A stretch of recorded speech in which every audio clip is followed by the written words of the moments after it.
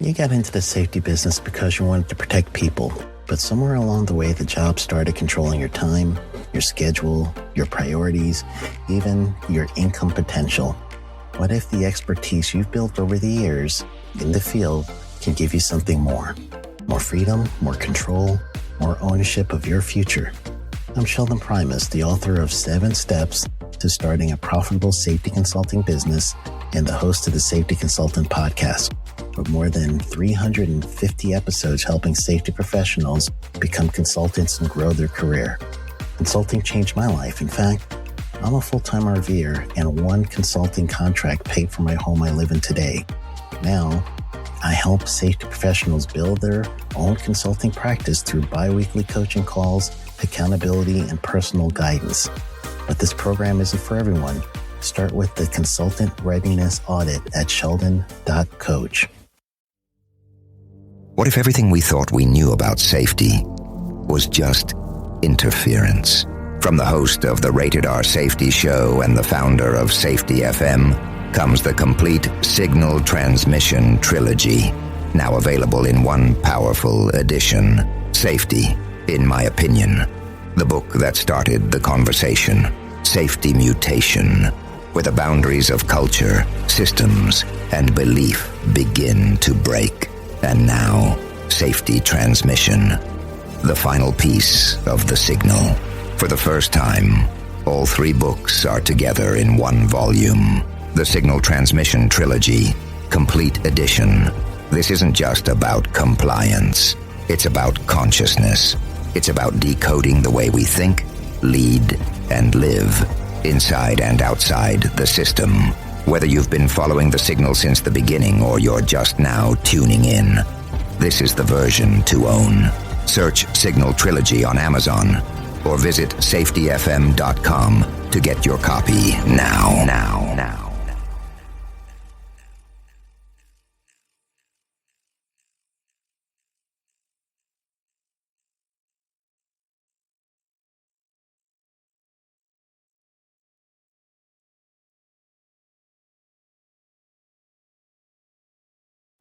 You got into the safety business because you wanted to protect people, but somewhere along the way the job started controlling your time, your schedule, your priorities, even your income potential.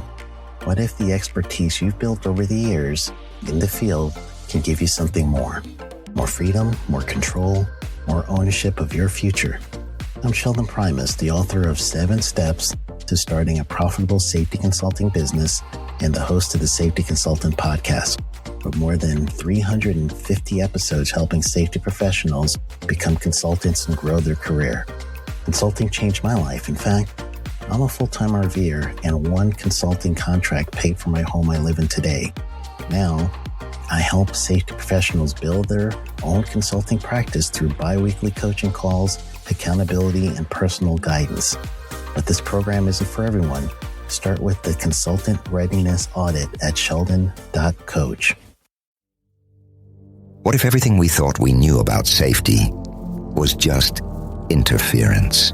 From the host of the Rated R Safety Show and the founder of Safety FM comes the complete Signal Transmission Trilogy, now available in one powerful edition. Safety, in my opinion, the book that started the conversation.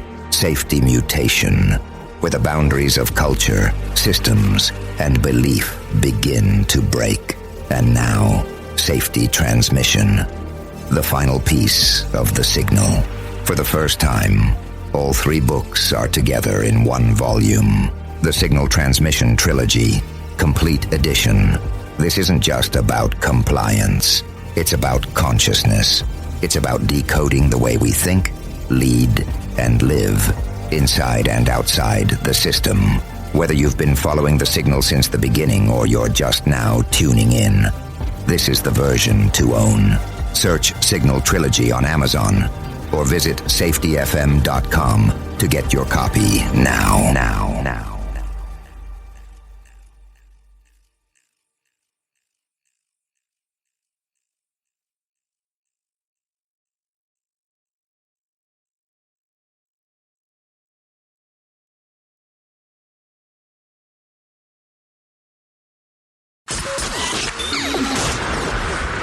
This show is brought to you by Safety FM. Okay, we are still coming to you live from Energy Safety Canada, because you knew I was going to mess that up at some particular point.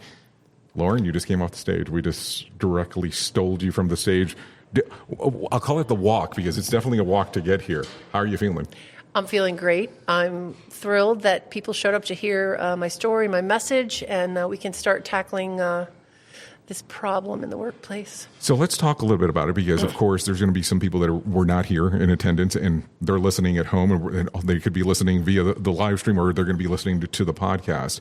So the title of your presentation and why it's time to move from speaking up to speaking in. Can you give them a brief overview on what it's about? Sure. So we look at a lot of aspects of organizational performance, and we do Lean and Six Sigma, and we worry about our processes. But one of the strategies we have in play in almost every single organization is this idea that we'll just tell people to speak up, and they're going to speak up, and this is how we're going to have our upward communication and learning. And the bottom line is it's absolutely failing. We know everyone knows it fails, but there hasn't been a solution. And I'm just excited to present a science-based solution I call speaking in, which means leaders are taking responsibility to intentionally invite, appreciate diverse perspectives. So can you talk a little bit about the science behind it? Sure. So basically I looked at complexity science, high reliability theory, how much surprise we have in an organization, how important diverse perspectives are for a variety of reasons. One, recognizing those first week signals when they show up, usually at the front line, that we're having a problem. Secondly, when something unclear has shown itself and we're trying to figure out what is going on, we're in that sense-making process. So there's that science. And then we have the science from the voice and silence leaders like Amy Edmondson. Her research so clearly said that leadership deeds that invite and appreciate literally can take nature off its course. And then other research says that what we need is, this is Elizabeth Morrison, when the dynamics around silence are removed when one expects that the target is open to input. So speaking in is really about creating that leader who has made it very clear that they're open to input and no one's going to get hurt for sharing. So let's kind of dive in a little bit to your presentation, because I think that this was some of the interesting stuff that you talked about. Okay. This is not just a presentation. This is something that you went through, that you lived through. There's some applicable applications that you applied to your life. Now, I don't know how much of the story of the presentation you want to get into, and we can kind of leave it at wherever you want to go with it. But this is not something that's just science approach and something you're talking about. This is something that you've applied. And you had a very personal life story that you referenced. Mm-hmm. You had matter of fact, there was two very personal life stories that you referenced during your presentation. You decided to go with this and talk about this from a level that most people would not present in this format. Oh. Why did you decide to go with this different method, just different point of view, if one may say it that way? Well, one, I wanted to show, I think we can talk a lot about theory, but how does it play out in our lives? And actually, you're right, I was used 3 life and death stories. And maybe that's why I'm so committed, because as I was first an emergency room nurse, and I understood right then and there how important it was to make really clear sense of what was going on. And if we were off, someone was going to possibly lose their life. I also learned this over 13 years being a nursing supervisor, where I was constantly responding to some sort of unfolding event. But past that, I did have a misdiagnosed daughter for 7 years. We didn't have time for that one. Watching people gather around a very, very uncertain situation. But I shared about my brother-in-law, yes, Tom, and watching doctors struggle to diagnose him, and how important it is our open-mindedness, how we ask questions, how we receive others' perspectives when we're trying to figure out what is going on. And it was a 9-year journey with him, and I just became fascinated. Yes, my story of when I had a huge pulmonary embolism and didn't even know it. Later, I didn't even have time for the stories of when I had a very bad horse accident. And at that point, I was applying the high reliability theory, and I would not be here today if David Van Stralen hadn't absolutely cemented in my head that I need to engage ambiguity. So it's very interesting on how you tie this in and how you bring up these personal stories to you, but they're also in a very weird way tied into the healthcare industry. Mm-hmm. So is there something in particular in the healthcare industry where you see this applies more than what it would apply to a normal organization? I think it goes a little deeper in, my initial first goal was to bring high reliability organizing to healthcare, looking at all the patient harm. This is an important part of the story. So I spent quite a bit of time looking at, how things go very wrong in healthcare and what would be that remedy. And I really feel strongly that, it is high reliability organizing. It is the mindset for when things are so complex and changing very rapidly. We have such variability within our patients. But so I started how do we save a patient? And then I said, well, I realized how important the staff were and how important it was that they felt empowered and that they could share and that we had people listening. And I'm like, shoot, we can't fix the patient harm until we fix the employee experience. So I'm like, well, we can't fix the employee experience until we shift the way the leaders are leading. So I started I say in the blood and guts, that sounds sad. And now I'm knocking on the leader's door, and that's where the change is going to actually have to happen. So when you start taking this and looking at this and you go, okay, this is where the change is going to have to happen at the leader's door, are there particular organizations that you're targeting or particular industries that you're looking at that, hey, they probably need it more than anybody else at this particular moment in time? I know it sounds like a loaded question. Well, I'm very, I have a lot of friends that were in tree work. I see certain industries like line clearance where so much is variable, the weather, the traffic. The more unpredictable your workplace and factors you can't control, or industries where things are very, maybe you get a lot of surprises. Healthcare, yes, of course, oil. We have friends at Subsea 7. That's a little tricky doing the underwater piping.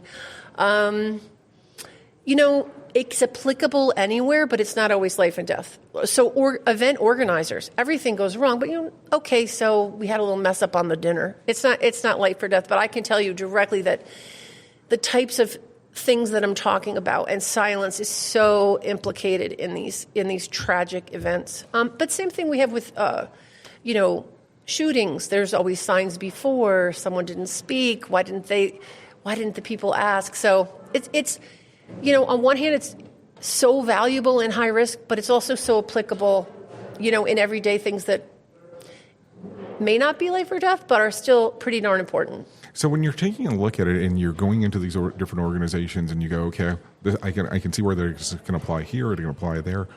Are there, I guess, common things that you're seeing across the board? Is this more of the speaking in instead of speaking up instead of speaking in? When you're looking at it, when they first contact you, how do you know this is the correct approach? It's amazing how universal. It's very rare to see an organization that says, you know what, oh yeah, everyone's speaking up here. It's just great. Speaking in is very new. So we're really more just presenting here's the idea. We're stuck.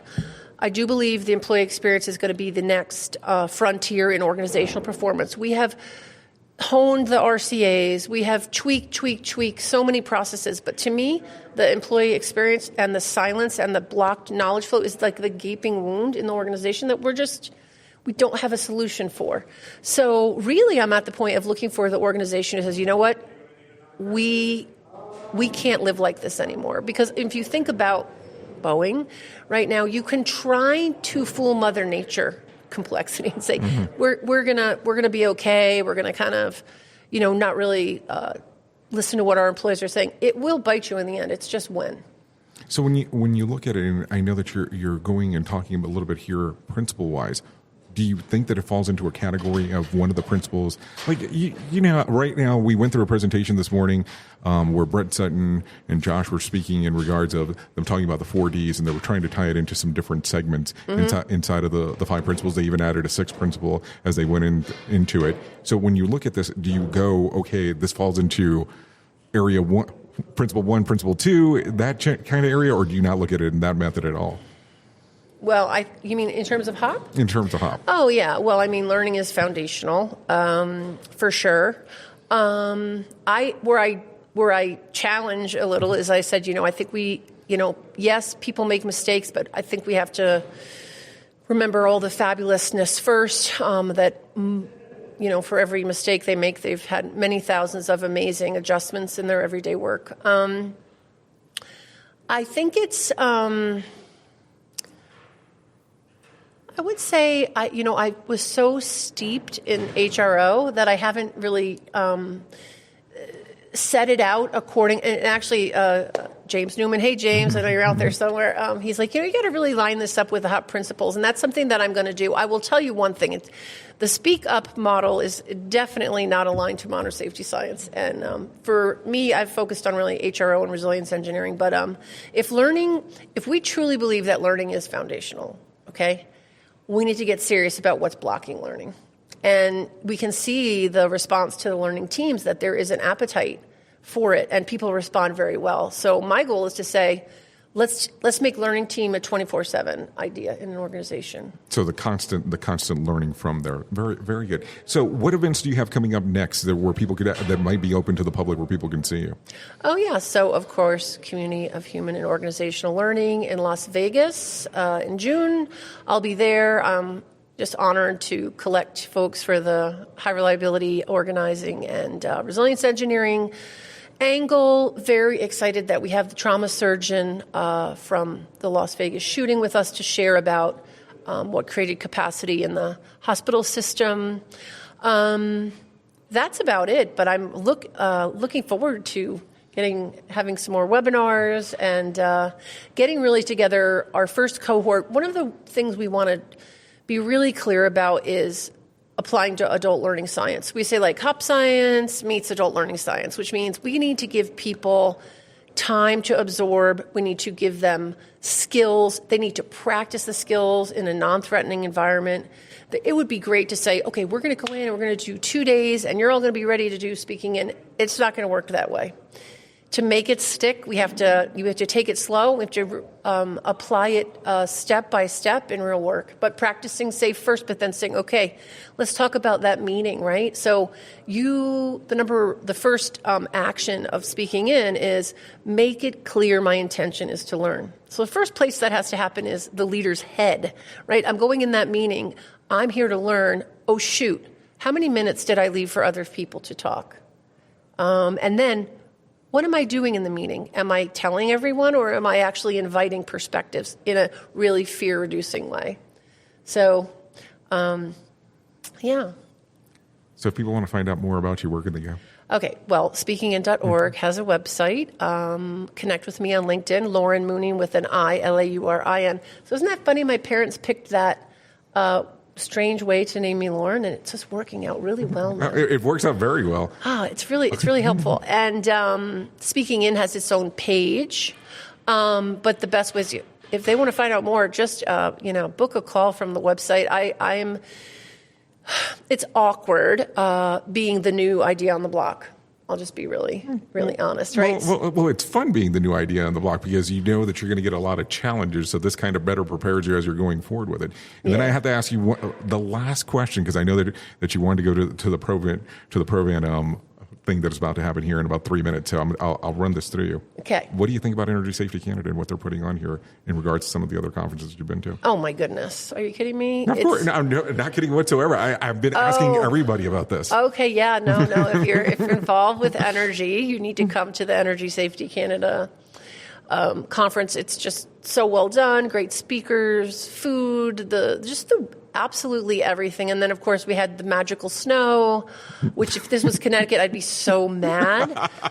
But it was just perfect here. And absolutely lovely people. Couldn't be more honored to be here. And excited to hope to come back. I've just been amazed that if you kind of look at some of the stuff that they've done throughout, how they tie in from one year to the next. It's not repeat sessions. They're constantly evolving. And I've been here for 2 years now. I found out last night there's been 72 of these things. But I look at them and I go, wow, it's just amazing on how this continues to grow. And there was a conversation that I was having with Jake earlier today, and he was telling me that he asked about psychological safety and how many people had heard the terminology. He said he had about 300 people in that room, and 295 people raised their hands knowing exactly what it was. Didn't know how to apply it, which that's part of the reason why he was there. But it was amazing to hear just in regards to what Energy Safety Canada is doing in regards to being able to move forward. So that's the purpose of the question. Oh, yeah. No, I think they're really forward thinking. And I want to personally thank Gordon Walsh, because he goes out there and he says, what's new, what's happening, what's innovating, what's the next way that we can move forward. And that's needed, because we get stuck in a rut. But you know what? The world is changing really fast, and we have to keep up with it. Absolutely. So I'm hoping to just offer one solution there. And I'm excited about, what keeps me going is thinking that the employee experience is really one of the best ways if we can heal the employee experience, we can do a lot of healing in the world.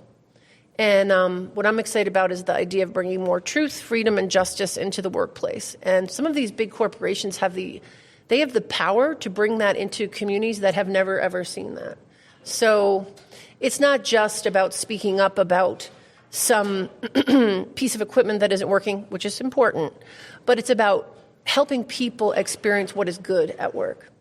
Absolutely. Laurin, I do appreciate the time. Oh, thank you. Take care. Bye.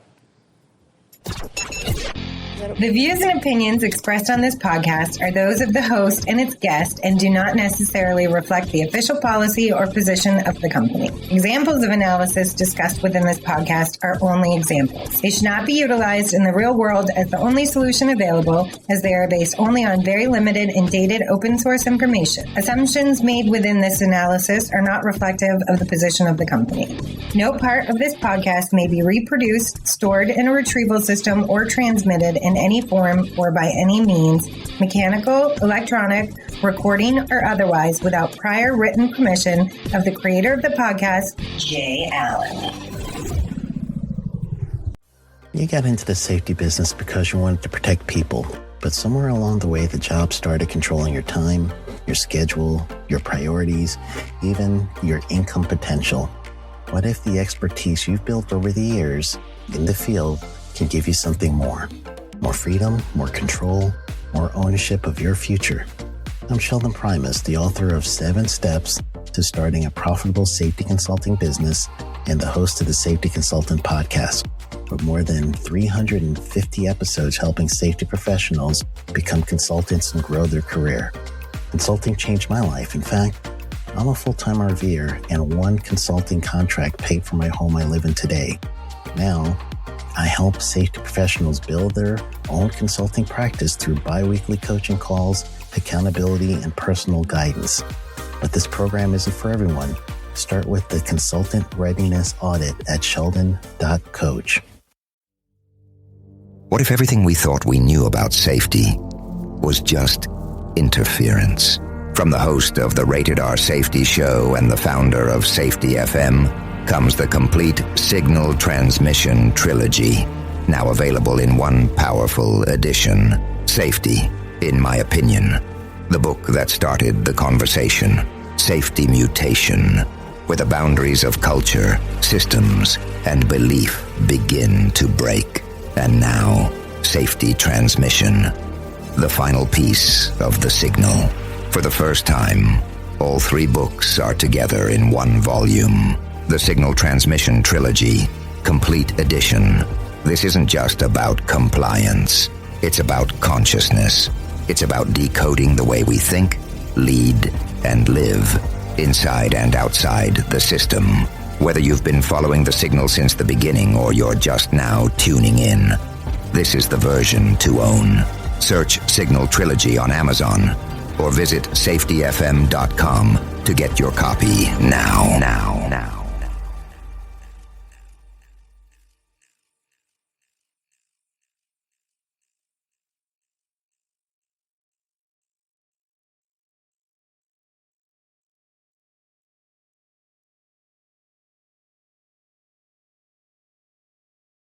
You got into the safety business because you wanted to protect people, but somewhere along the way, the job started controlling your time, your schedule, your priorities, even your income potential. What if the expertise you've built over the years in the field can give you something more? More freedom, more control, more ownership of your future. I'm Sheldon Primus, the author of 7 Steps to Starting a Profitable Safety Consulting Business and the host of the Safety Consultant Podcast, with more than 350 episodes helping safety professionals become consultants and grow their career. Consulting changed my life. In fact, I'm a full-time RVer, and one consulting contract paid for my home I live in today. Now, I help safety professionals build their own consulting practice through bi-weekly coaching calls, accountability, and personal guidance. But this program isn't for everyone. Start with the Consultant Readiness Audit at sheldon.coach. What if everything we thought we knew about safety was just interference? From the host of the Rated R Safety Show and the founder of Safety FM comes the complete signal transmission trilogy, now available in one powerful edition. Safety, in my opinion, the book that started the conversation. Safety Mutation, where the boundaries of culture, systems, and belief begin to break. And now, Safety Transmission, the final piece of the signal. For the first time, all 3 books are together in one volume. The Signal Transmission Trilogy, Complete Edition. This isn't just about compliance. It's about consciousness. It's about decoding the way we think, lead, and live, inside and outside the system. Whether you've been following the signal since the beginning or you're just now tuning in, this is the version to own. Search Signal Trilogy on Amazon or visit safetyfm.com to get your copy now.